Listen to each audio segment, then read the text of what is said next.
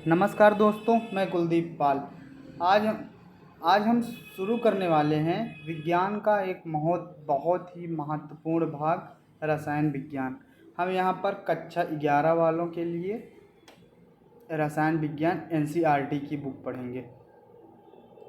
हम यहाँ केवल उतना ही पढ़ेंगे कि जो बोर्ड के लिए बहुत ही इम्पॉर्टेंट है, और आगे थोड़ा कंपटीशन के लिए भी जो इम्पॉर्टेंट है उतना पढ़ेंगे। क्यों, क्या होता है कि जैसे अपन 11th किए, 12th किए, उसके बाद फिर कहीं आगे कंपटीशन की तैयारी करने जाते हैं, कोई कंपटीशन एग्ज़ाम देते हैं, तो जो हम कंपटीशन एग्ज़ाम दे देंगे उसमें जो भी केमिस्ट्री के क्वेश्चन पूछे जाते हैं एकदम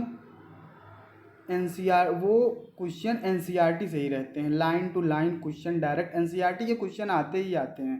क्योंकि आप चाहे जब का जेईई मेंस, जेईई एडवांस का क्वेश्चन पेपर उठा के देख लो, उसमें 90% क्वेश्चन एनसीईआरटी के ही रहते हैं। क्या होता है कि जब हम क्लास 9th किए, 10th किए, 11th में आए तो अपन कोचिंग करने लगते हैं, मतलब जैसे मैथ की, फिजिक्स की, केमिस्ट्री की, जो भी अलग अलग सब्जेक्ट है, इंडिविजुअल कोचिंग करते हैं। तो उसके लिए अलग अलग कहीं इंडिविजुअल कोचिंग करते हैं, सेपरेट टीचर, तो एक साथ कहीं टीचर तो मिलते नहीं हैं, कि मतलब अलग अलग ही कोचिंग करनी पड़ती है हमें। तो वहाँ पे हमारा टाइम भी कितना बर्बाद होता है कि यहाँ 1 घंटे यहाँ गए, फिर 1 घंटे वहाँ गए, फिर शाम को वहाँ जाना है, ऐसा करके तो मतलब आने जाने का भी टाइम बर्बाद होता है। तो इन सबको ध्यान में रखते हुए हम लोगों ने क्लास 11th का पूरा सिलेबस मतलब पढ़ाने के बारे में सोचा है, वीडियो के थ्रू आप तक पहुंचाएंगे। इससे क्या होगा कि पहला नंबर तो आपका टाइम बचेगा, और फ्री ऑफ कॉस्ट हम लोग फ्री में पढ़ाएंगे। मतलब वीडियो के द्वारा हम लोग आप तक पूरा लेक्चर फ्री में पहुंचाएंगे, और आपका पैसा भी बचेगा, और आसानी से पढ़ेंगे। केमिस्ट्री बहुत ही सरल सब्जेक्ट है, जिसके लिए कठिन लग रही हो अपन एनसीईआरटी पढ़ेंगे, सरल हो जाएगी। खुद जो डाउट हो आप हमसे पूछना, हम डाउट क्लियर कर देंगे। इन्हीं सब बातों को ध्यान में रखते हुए हम लोगों ने इंटर के मतलब 11th का पूरा मेन सब्जेक्ट स्टार्ट कर दिया है। जैसे फिजिक्स, केमिस्ट्री, मैथ, तीनों सब्जेक्ट के लेक्चर्स आपको हमारे चैनल पे मिल जाएंगे। बट आपको सारी चीज़ें तभी कब समझ में आएंगी, जब आप मतलब कंटिन्यूसली हमारे साथ चलते रहेंगे। जितना हम पढ़ा रहे हैं आप उतना पढ़ेंगे, हमारी सारी वीडियोस देखेंगे, एक भी वीडियो को छोड़ेंगे नहीं, मतलब कंटिन्यूसली चलेंगे। मतलब पता लगा कि एक वीडियो देखिए, दूसरा छोड़ के तीसरा देखने लगे, तो तीसरा वीडियो नहीं समझ में आएगा, क्योंकि सब एक दूसरे से रिलेटेड, सिलेबस पूरा चलेगा, सब एक वीडियो दूसरे वीडियो से रिलेटेड रहेंगी। ये तो रही बात की बात। अब अपन यहाँ स्टार्ट करने वाले हैं रसायन विज्ञान, केमिस्ट्री। चलो ऐसे ही देख लेते हैं केमिस्ट्री कहाँ से बना। केमिस्ट्री जो है ना, एक मिस्र का वर्ड है, और ये कीमिया वर्ड से बना है। कीमिया वर्ड, मिस्र में एक वर्ड था कीमिया, वहीं से इसका नाम केमिस्ट्री पड़ गया, कीमिया। अब हम यहाँ देखेंगे रसायन विज्ञान। रसायन विज्ञान होता क्या है, हम देखते हैं कि रसायन विज्ञान, परिभाषा सुनो। रसायन विज्ञान विज्ञान की वह शाखा है जिसके अंतर्गत पदार्थ के गुणों, पदार्थ के संगठन, पदार्थ की संरचना के बारे में अध्ययन करते हैं। एक बार फिर से सुनो, रसायन विज्ञान विज्ञान की वह शाखा है जिसके अंतर्गत हम पदार्थ के गुणों, पदार्थ के संगठन और पदार्थ के संरचना के बारे में अध्ययन करते हैं, रसायन विज्ञान कहलाता है। जैसे पदार्थ का गुण, मतलब कोई पदार्थ है तो उसकी गुण, उसकी विशेषता क्या है। संगठन मतलब पदार्थ का संगठन, संगठन मतलब वो किससे संगठित हुआ है, किन किन चीज़ों से मिलके बना है। और क्या था, पदार्थ की संरचना। पदार्थ की संरचना मतलब उस पदार्थ की संरचना क्या है। अब हम यहाँ स्टार्ट करने वाले हैं, ये रसायन विज्ञान जान गए। अब यहाँ स्टार्ट करेंगे, यहाँ इकाई 1, एकक 1, यहाँ बुक में देखो, रसायन विज्ञान की कुछ मूलभूत अवधारणाएं। इसके उद्देश्य देख लेते हैं, मतलब इसका उद्देश्य क्या है। इस जो है रसायन विज्ञान की कुछ मूलभूत अवधारणा इकाई 1 का, इसमें हम पढ़ेंगे जीवन के विभिन्न क्षेत्रों में रसायन विज्ञान के महत्व को समझेंगे, कि हमारे जीवन में हमारे जीवन के विभिन्न क्षेत्रों में रसायन विज्ञान का क्या महत्व है ये समझाएंगे। यहाँ पढ़ेंगे द्रव्य की 3 अवस्थाओं के अभिलक्षणों की व्याख्या कर सकेंगे। चलो मतलब ये तो बात की बात है। यहाँ देखते हैं कि हमारे जीवन में जो रसायन विज्ञान है इसका मतलब क्या महत्व है। यहाँ नेक्स्ट पेज में दिए हुए हैं।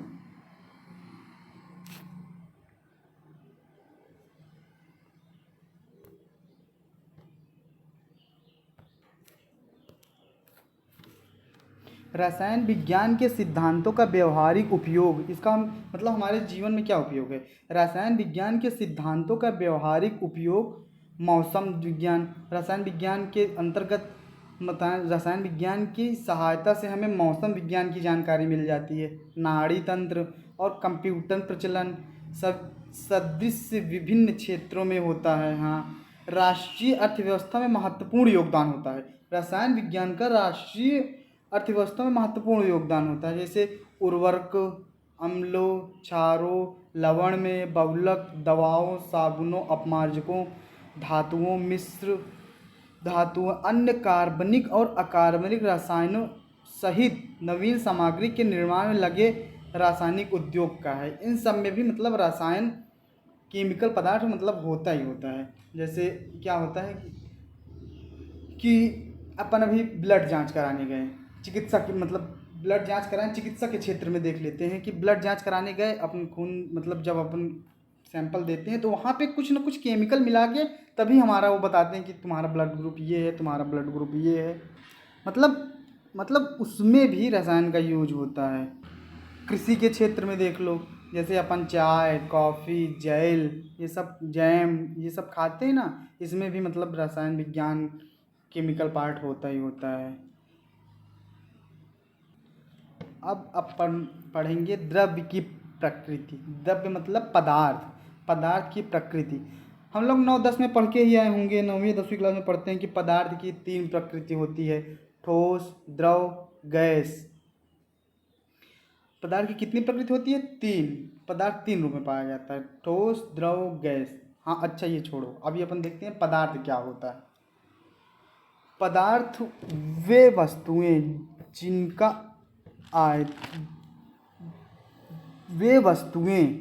पदार्थ क्या होता है? पदार्थ वे वस्तुएं जो स्थान घेरती हैं, जिनका कुछ आयतन होता है, जिनका कुछ द्रव्यमान होता है, वो पदार्थ कहलाती हैं। अपन देख लिए पदार्थ की 3 प्रकृति होती है, ठोस, द्रव, गैस।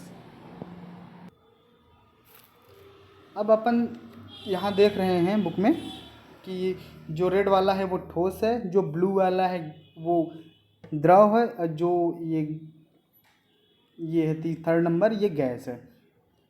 मतलब ये सिंबल दिया गया है कि ऐसे मतलब दिखाया गया है।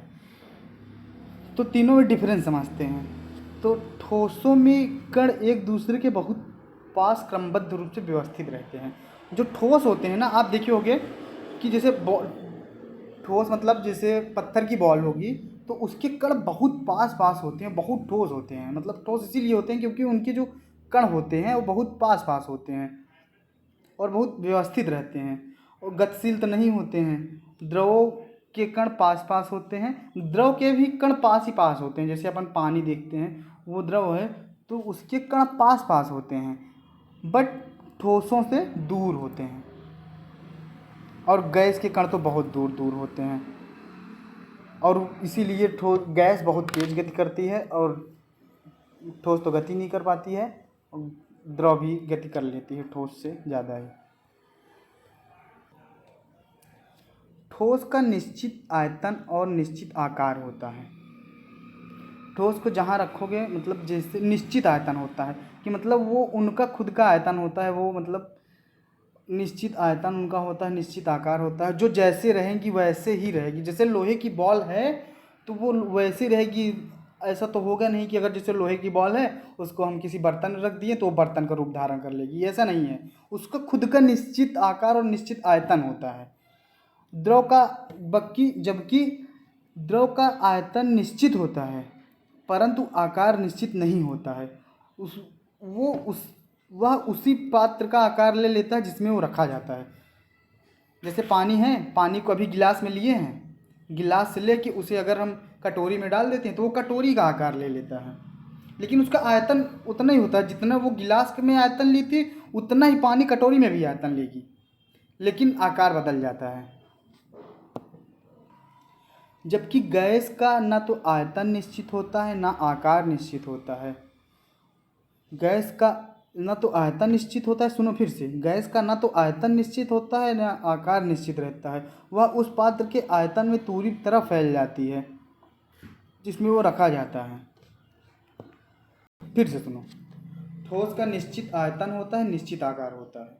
क्यों? क्योंकि इसके कण बहुत, ठोसों के कण बहुत पास पास होते हैं, और द्रव का आकार निश्चित नहीं होता है परंतु आयतन निश्चित होता है, क्योंकि द्रव के कण, सूक्ष्म कण ठोसों से थोड़े दूर होते हैं।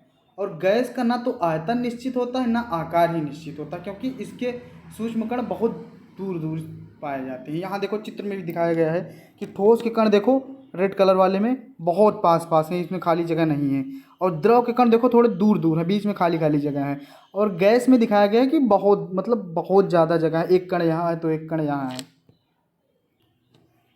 हाँ, एक चीज़ और, ठोस को अगर हम गर्म करते हैं तो वो पहले द्रव में बनती है, फिर द्रव को उसी, मतलब द्रव में बनती है, द्रव को जब गर्म करेंगे तो वो गैस में बनती है, और जब गैस को ठंडा करेंगे तो वो द्रव में बनती है, द्रव से जब फिर उसे ठंडा करेंगे तो वो ठोस में बनती है।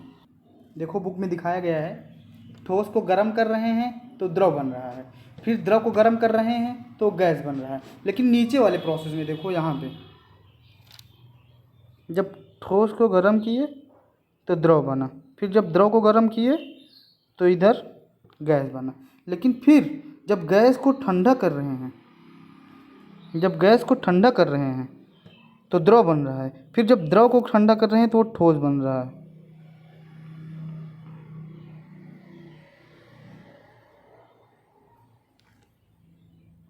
देखो लिखा है, सामान्यतः एक ठोस को गर्म करने पर वह द्रव में परिवर्तित हो जाता है। सामान्यतः, नॉर्मल कि सामान्यतः एक ठोस को गर्म करने पर वह द्रव में परिवर्तित हो जाता है, और द्रव को गर्म करने पर वह गैसीय अवस्था में परिवर्तित हो जाता है।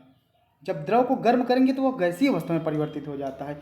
इसके विपरीत अभिक्रिया को गैस को ठंडा करने पर वह द्रवित होकर द्रव में परिवर्तित हो जाती है। जब गैस को ठंडा करेंगे तो वह द्रवित होके, मतलब द्रवित होके द्रव में परिवर्तित हो जाती है, और अधिक ठंडा करने पर द्रव से जमकर ठोस में परिवर्तित हो जाती है।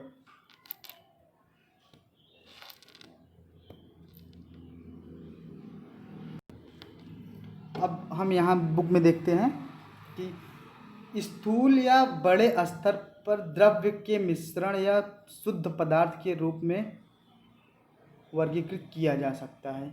बड़े स्तर पर द्रव्य को मिश्रण या शुद्ध पदार्थ के रूप में वर्गीकृत किया जा सकता है। जैसे यहाँ पे टेबल दी गई है, देखो द्रव्य को दो पार्टों में बांटा गया है, मिश्रण, परिशुद्ध।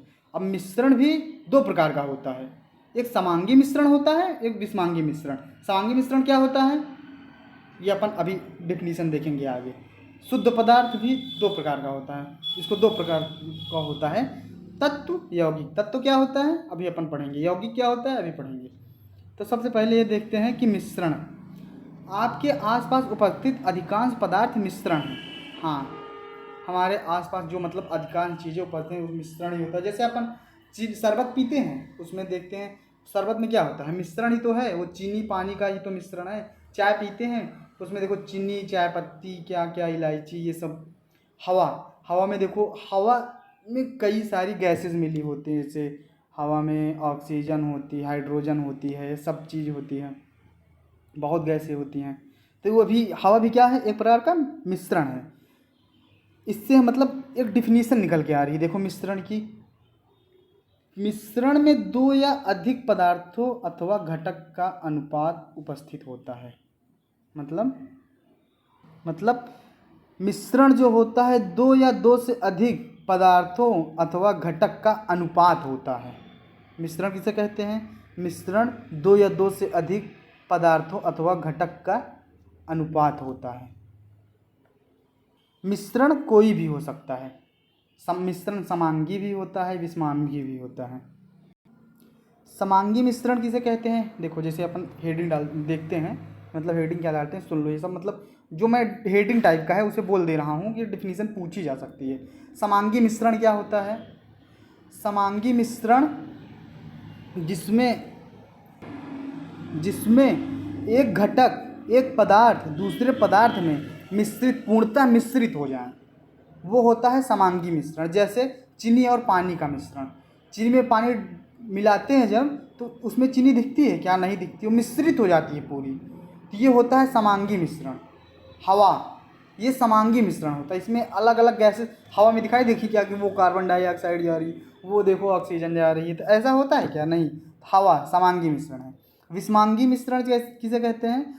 जिसमें मतलब घटक अलग अलग दिखाई देते हैं।